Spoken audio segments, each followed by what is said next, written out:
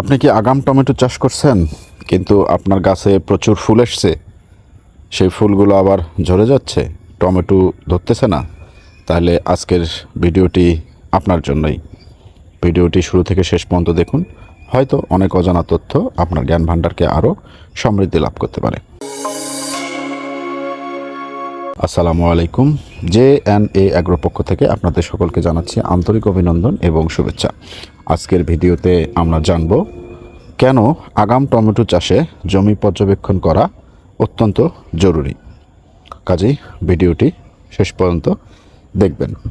আমার এই জমিটা যেটা দেখছেন, এটা হচ্ছে পুরোটাই মালচিং পদ্ধতিতে আগাম যে গ্রীষ্মকালীন টমেটো বাড়ি আর জাতের, সেটা আমি এখানে চাষ করেছি এবং আমার এই গাছগুলো এখন পর্যন্ত আলহামদুলিল্লাহ সুস্থ সবল আছে এবং আপনারা দেখতেছেন এই গাছগুলোতে প্রচুর পরিমাণে ফুলও চলে আসছে। আজকের যে বিষয়টা হচ্ছে সেটা হলো কেন নিয়মিত আপনার জমি পর্যবেক্ষণ করা অত্যন্ত জরুরি। জমি পর্যবেক্ষণ করার সময় আপনাকে খেয়াল রাখতে হবে প্রতিটা গাছ বা হলো যে সারিগুলো আছে, সারি থেকে যে সারির গাছগুলো, এইগুলো আপনি হলো এই টমেটো গাছের পাতাগুলোকে এভাবে উল্টে উল্টে দেখার চেষ্টা করবেন টমেটো গাছের পাতার নিচে কোনো পোকার অস্তিত্ব খুঁজে পাওয়া যায় কি না, এবং টমেটো গাছের পাতাগুলো সতেজ আছে কি না। যদি টমেটো গাছের পাতাগুলো সতেজ না থাকে, এভাবে কোঁকড়ানো ভাব হয়ে থাকে, তাহলে সেই পাতাগুলোর নিচে অবশ্যই আপনাকে খেয়াল করতে হবে যে এইখানে কোনো পোকার আক্রমণ হয়েছে কি না। সবসময় পাতা কোঁকড়ানো যেটা আছে সেটা যে আপনার পোকামাকড়ের কারণেই হবে এমনটা নাও হতে পারে, কারণ অতিরিক্ত তাপমাত্রার কারণেই আপনার পাতা অনেক সময় কুঁকড়িয়ে যেতে পারে। সেক্ষেত্রে আপনাকে লক্ষ্য রাখতে হবে যে আসলে কি কারণে এই ঘটনাটা ঘটতেছে। অতিরিক্ত তাপমাত্রার কারণে এটা যেহেতু হতে পারে, সেক্ষেত্রে আপনাকে পরিমিত এবং নিয়মিত সেচ দিতে হবে জমিতে। যদি পরিমিত এবং নিয়মিত মাত্রায় সেচ দিতে পারেন, তাহলে সেক্ষেত্রে এই কোঁকড়ানো ভাবটা অনেকাংশে দূর হয়ে যাবে। আর যদি দেখেন যে আপনার পাতার নিচে থ্রিপস, মাকড় বা আপনার মাইটসের আক্রমণ হয়েছে, সেক্ষেত্রে আপনাকে সেই অনুযায়ী ব্যবস্থা গ্রহণ করতে হবে। টমেটোতে ফুল আসার সময় আমরা অনেকাংশেই ভুল করে থাকি, সে সময় আমরা ইউরিয়া সার বেশি প্রয়োগ করে থাকি।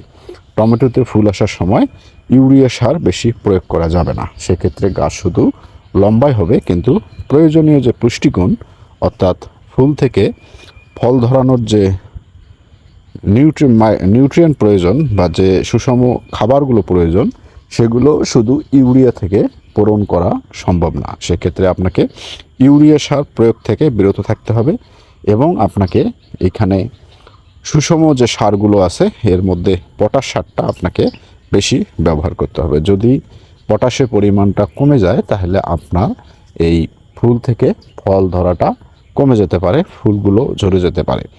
আপনাকে মাইক্রোনিউট্রিয়েন্ট যে সারগুলো আছে সেগুলো বেশি ব্যবহার করতে হবে। তাহলেই আপনি দেখবেন যে আপনার আগাম যে টমেটো চাষ করেছেন সেখান থেকে আপনি একটা বাম্পার ফলনও পেতে পারেন। আমার এই গাছগুলোতে আমি নিয়মিত পর্যবেক্ষণ করি এবং রোগ দেখা মাত্রই সেখানে আমি সেটার স্প্রে দেওয়ার চেষ্টা করি। এজন্যই আমার টমেটো গাছগুলো বর্তমানে সুস্থ সবল আছে, ভালো আছে এবং যথেষ্ট পরিমাণে ফুল এবং নিচে কিছু কিছু জায়গায় ফলও সেট হওয়া দেখা যাচ্ছে, আপনারা হয়তো দেখতে পাচ্ছেন।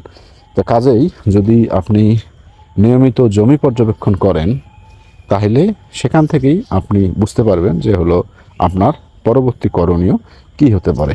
কাজেই আজকের ভিডিওটি যদি আপনার ভালো লেগে থাকে, তাহলে লাইক, কমেন্ট এবং শেয়ার করবেন। আর যারা আমার এই চ্যানেলটিতে নতুন, তারা সাবস্ক্রাইব করে পাশের বেল বাটনটি অন করে দেবেন। আজকে এই পর্যন্তই। এর পরবর্তী আপডেট আমি আপনাদের মাঝে আবারও যথাসময় শেয়ার করার চেষ্টা করবো ইনশাআল্লাহ। সে পর্যন্ত ভালো থাকবেন। আসসালামু আলাইকুম।